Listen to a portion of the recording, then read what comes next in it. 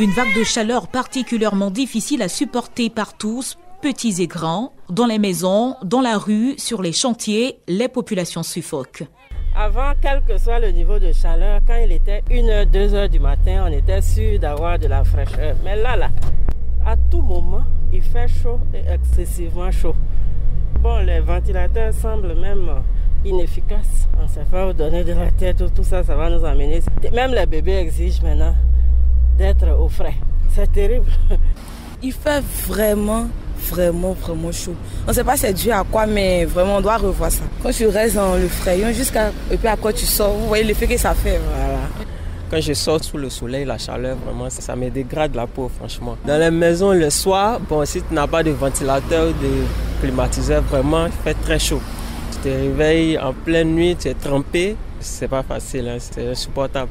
Cette année 2021, les températures ont augmenté de plus de 3 degrés dans certaines régions de la Côte d'Ivoire. Selon le directeur de la météorologie nationale, Daouda Konaté, c'est un signe annonciateur de fortes pluies. Les températures maximales pour les mois de février, mars, avril sont supérieures à 37 degrés pour la ville d'Abidjan. La moyenne normale est autour de 35-36 degrés. Donc on est pratiquement à 1 degré au-dessus de la normale, la moyenne que nous calculons. Par rapport à l'année dernière, nous avons une augmentation de 1,4 degrés supérieur par rapport à la période de référence. Donc il y a un réchauffement qui s'est installé pour l'année 2021. Mais il faut dire aussi que la mise en place de ces chaleurs constitue l'installation de la saison des pluies. 97% des scientifiques travaillant sur le changement climatique estiment que la Terre se réchauffe en raison des activités humaines. Marcel Yao est un expert ivoirien qui travaille depuis plusieurs années sur la question auprès des Nations Unies et de la BAD. Ces fortes chaleurs-là sont dues à la variabilité du climat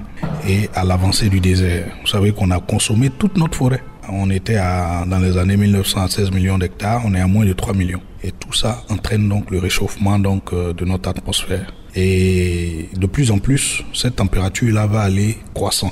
Donc il est important que très rapidement, comme ce que le gouvernement a commencé à faire, qu'on puisse avoir des stratégies d'adaptation, de reboisement et de lutte contre la déforestation pour nous permettre donc d'harmoniser nos politiques sectorielles et permettre à nos communautés de s'adapter au changement climatique. Et malheureusement, nous n'avons pas suffisamment de moyens et de techniques pour nous adapter. Mais nous essayons au niveau des négociations internationales de négocier des fonds pour permettre à nos autres pays en voie de développement de pouvoir nous adapter. Le réchauffement de l'atmosphère, une sorte de retour à l'envoyeur qui, aujourd'hui, affecte notre santé, explique Dr Stéphane Djadan, en charge de la planification de la veille sanitaire à la direction de la santé du district d'Abidjan. La forte chaleur que nous vivons actuellement peut exposer donc l'organisme humain à un certain nombre de maladies. Alors, on peut citer les milieux rouges, ce sont des boutons de chaleur, comme on dit souvent dans notre jargon. Une fatigue qui est transitoire, due donc à la chaleur, des enflures au niveau des membres de certains patients, notamment chez des diabétiques ou bien hypertendus.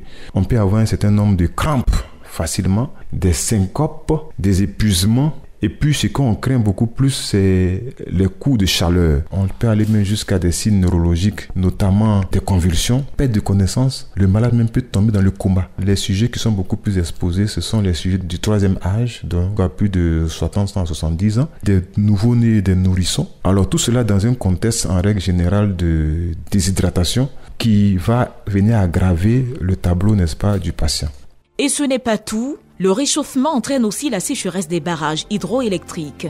Résultat, la distribution de l'électricité en Côte d'Ivoire connaît en ce moment de fortes perturbations selon les responsables de la compagnie ivoirienne de l'électricité. Pour des experts en énergie renouvelable comme Omer Gonon, l'espoir repose de plus en plus sur l'économie verte.